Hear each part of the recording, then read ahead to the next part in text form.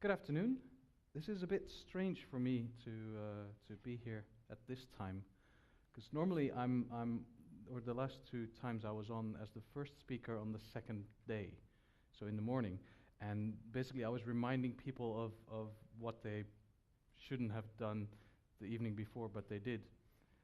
But this time I'm actually supposed to, I guess, get you in the mood to drink. The title for this thing is IPv6 update, and it worked. There's not a lot of people here, which is good, because this title is about the most boring title there is, and even worse, if you then do this, if you really want to get an update, this is the slide. There's no lines that are coming in like one after the other. I mean, IPv6 hasn't changed. It hasn't changed for a long time. It's there, it's being used by some people, not by all, but this is pretty much it. How many of you here have actually got IPv6? Okay, and how many of you are actually using it, as in announcing the prefix? Okay, that's almost all the hands. This is good. Good. Okay. Why am I talking about IPv6 and why do I give an update? Well, first off, I work for the RIPE CC. How many of you are members of us? Okay, quite a few. So you actually know what it is that we do. Basically, we're one of 5 RARs and regional internet registries, and we basically write down who has got which addresses. And if everyone decides to listen to what we say, then nobody has duplicate addresses, and it all works fine. So that's great. There's 5 in the world. We're in the yellow region. The E in RIPE stands for European. Basically European IP networks, and our idea of Europe is worse than Eurovision, as you can see.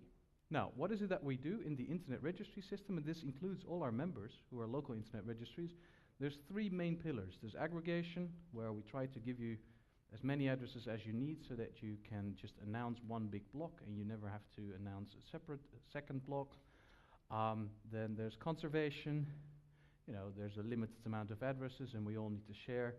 And this is very much, you know, the hippie thing, like let's all get along together and share the resources we have. And then the last one, which is relatively speaking the easy one, registration. And I'm saying relatively because in the olden days, the early days of the internet, registration was indeed just done in a little black book. And we were working really hard to find out for everyone who is using the IP addresses, who has them or who should have them and who should be allowed to use them. Well, how does that registration part work nowadays? There's the IANA, who's got 1/8 of the IPv6 address space. The rest is still with the IETF, with ISOC, the Internet Society. We get large blocks of address space and we give to our members. That's what we call allocations. And sometimes we give directly to end user. This is provider independent space.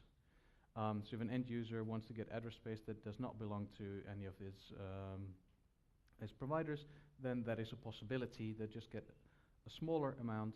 And if you want to do stuff like assigning to other people, even doing like broadband stuff, then you have to get an allocation. You have to be part of us. If it's just your own network, then you can get independent address space. Now that part's the easy bit.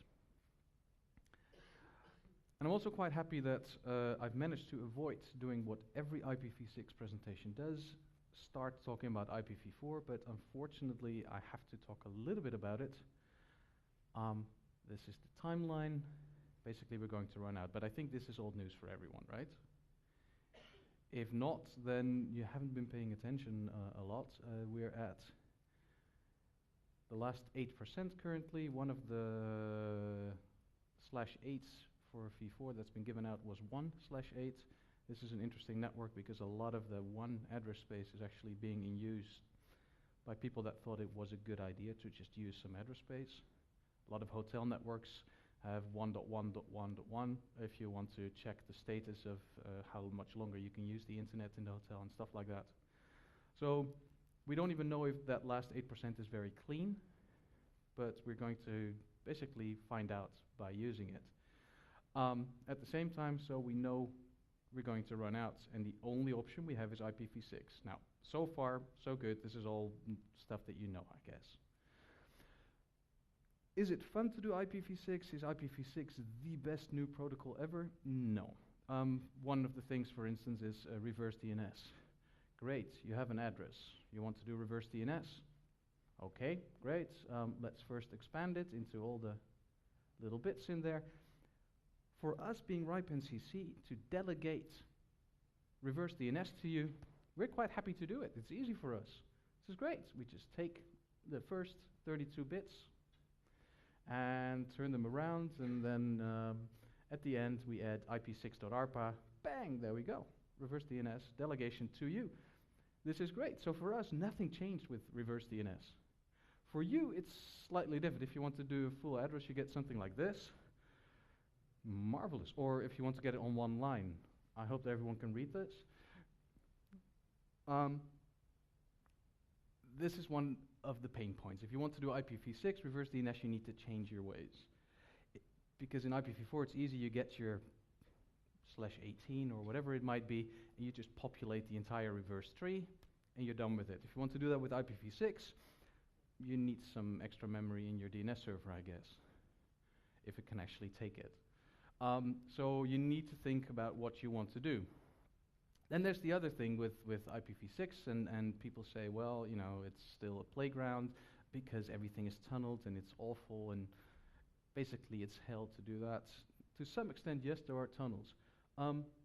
One of the things we do, one of the many things we do, is test traffic, where we have boxes in many places on the internet all over the world, and we do all kinds of measurements. And one of the measurements we have is just basically sending packets to the other things, and we also see the packet size. And generally with the tunnel, the packet size will be smaller than if you don't tunnel, if you have native, because you have that overhead of that pesky IPv4 stuff in it if you have a tunnel. So we are just looking at, okay, so how much of the stuff that we're sending all over the world has got a smaller NTU size? Now this, of course, does not necessarily mean that it has to be tunneled, but it's a good indication. And looking at that over time, we're actually seeing that there's less and less tunneling going on. So IPv6 in that sense is maturing. And there's a lot of other things where we see that IPv6 is actually maturing, and this is good news. Here's one good thing, for instance. The number of allocations that we have given out in our region, right? There's 5 regions. This is just our region. We are well past 1,800 allocations that we've given out to our members, and that's great. Now, if you look at the announcements, you know, that of course is then not so good, but okay. It's going up as well. There's roughly 1,000 from our region that are being announced. It's a little bit less, but that's okay. Now, so let's look at where the IPv6 is in our region. Great. I've managed to get Poland in there. It's in the top 10, but only barely. If things don't change, you're going to be overtaken by, I think it's either Austria or Belgium. I don't know. But you're still in the top 10 when it comes to the number of IPv6 allocations that have been given out. Now, this is not the total number. This is the number of allocations given out per year for the different countries. So this is only for the first 2 months of the year. This is why those are all smaller. And what you see in almost all countries, apart from Switzerland and Italy, for some odd reason, and I'm not quite sure why that is that every year there's more allocations that are given out. So there's more and more people that get IPv6. So the IPv6 internet is actually growing. Is it fast enough? Well, we're going to find out when we run out of IPv4 if we were fast enough, and probably it will keep speeding up.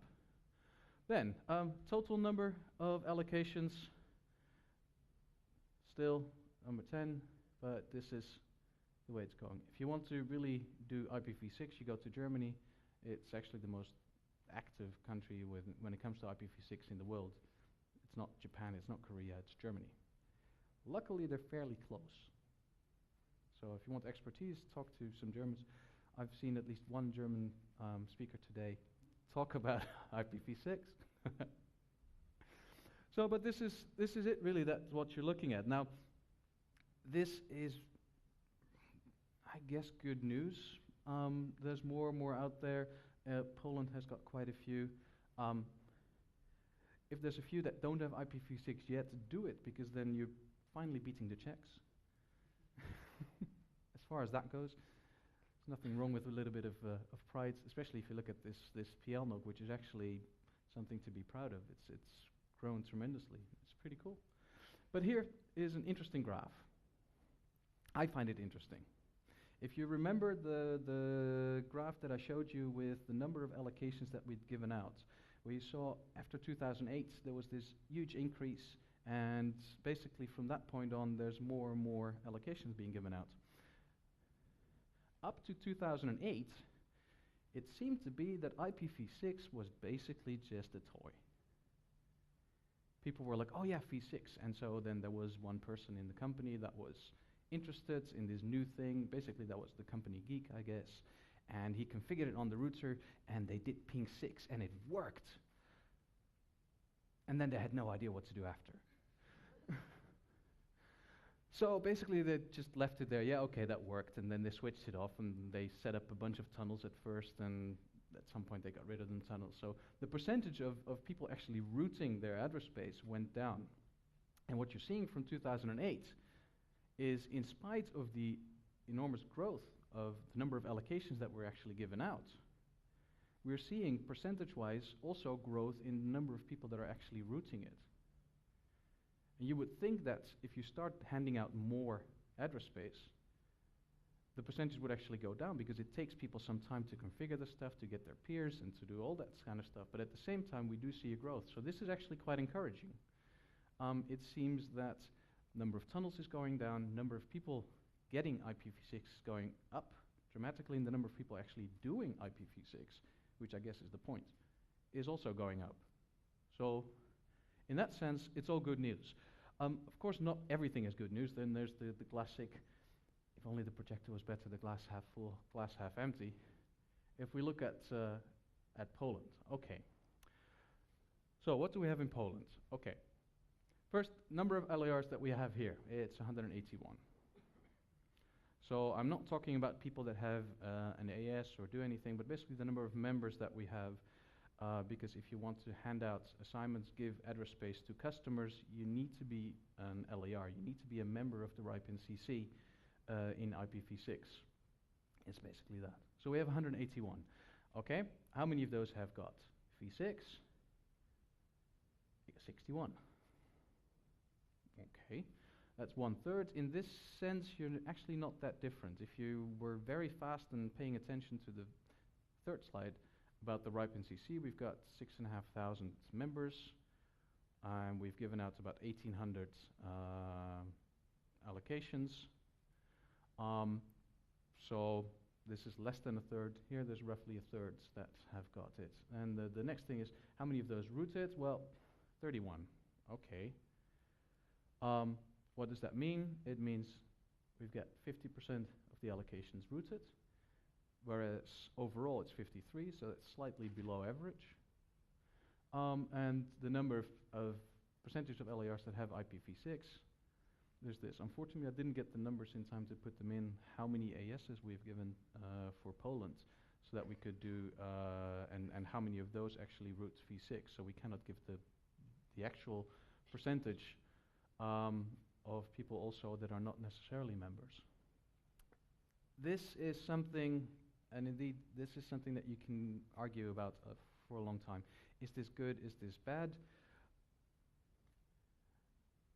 Basically, there's good news, bad news. And the good news is you're average. And the bad news is you're average. You know, so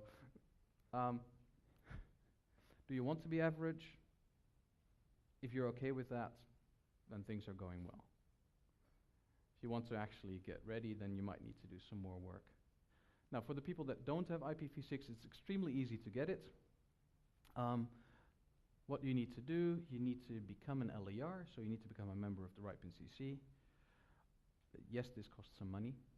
And then you need to have a plan for making assignments within 2 years. Assignment would be your own little test network that is connected to the rest of the world. If you can say within 2 years we have that ready, then you can get the address space. You get a /32, meaning if you give out /48s, which is one of the recommendations by the ITF to sites, to end users, to end customers, then you can get 65,000 customers. They can each then get 65,000 subnets, and each subnet is of ridiculous size. So the addresses you can get, this works great for aggregation. You're going to get a shitload of addresses.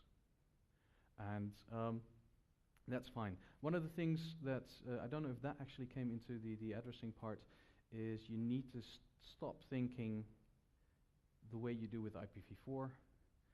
You get multiple addresses for each machine.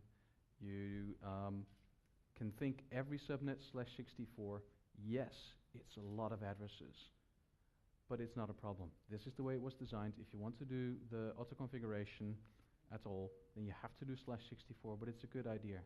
So stop thinking the way you're thinking now. Okay, /28 subnet here, /26 there, /64, be done with it. Point-to-point links, you can do /64. Just do it. Okay, for the people that don't want to become an LAR, there's another option as well. This is what we said, the provider independent space. You can get this. As an organization, you need to demonstrate you will multi-home, meet the contractual requirements.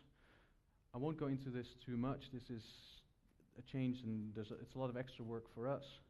But currently, for every address that is given out, we need to know exactly who is using it, get current contracts, make sure that everyone is actually using the address space that they need and not more. This is in part also because we need to make sure that the address space, the v4 address space, is handed out fairly, that people are actually using it correctly, and if people are not using it what they used it for originally, that we can take it back and give it to other people. Because in 2 years' time, when we will run out of IPv4, there will be people that haven't prepared. And so we'd like to get as much address space still for them, but we'll see. And this is for, so basically people that do not give address space to others, that do not have customers that they give address space to. They can get their own independent address space if they want that. So that really almost concludes it already, because in the end then it's this. There's a few things that you need to do. You have got a couple of years to plan for IPv6 deployment. Of course, since you do the infrastructure as ISPs and as operators, you need to be a little bit ahead of the game, because once people are starting to ask for it and actually need v6, they're never going to ask for it, because they just want the internet. But the internet is no longer just IPv4, it's IPv4 and IPv6.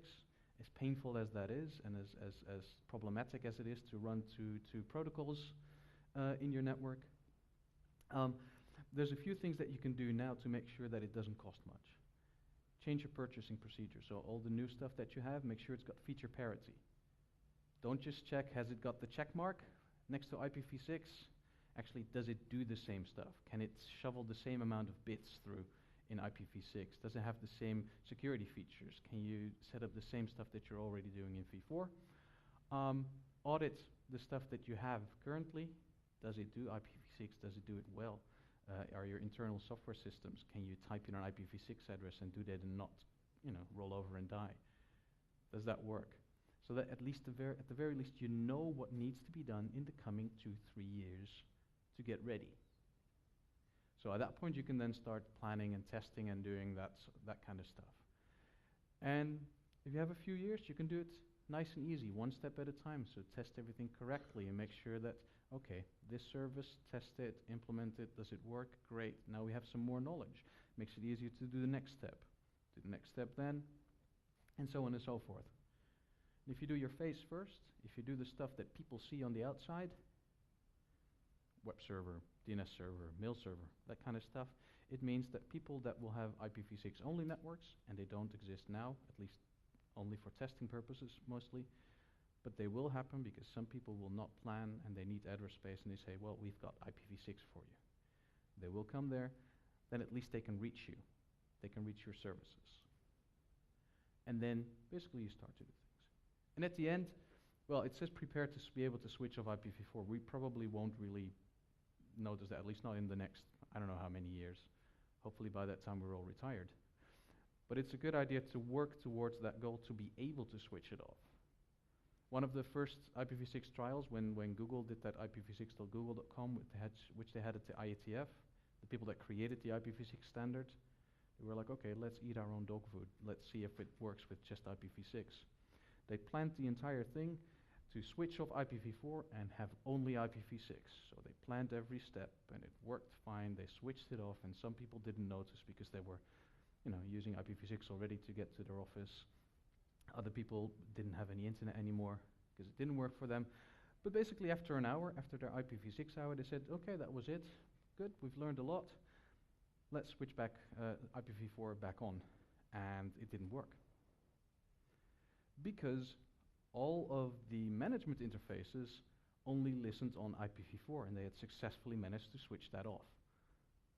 So then they had to go to all the different machines and basically reset them so that the IPv4 would be enabled again. So this is one of the things in your plans, make sure that you can actually do everything in IPv6 as well as IPv4. And this is the plan that you need to do in the next 3-4 years. And so there is still time, and it doesn't have to cost that much. And you get a lot of extra knowledge, I guess. Just don't try to change things. But that is really already all that I wanted to say. You can get it. It's there.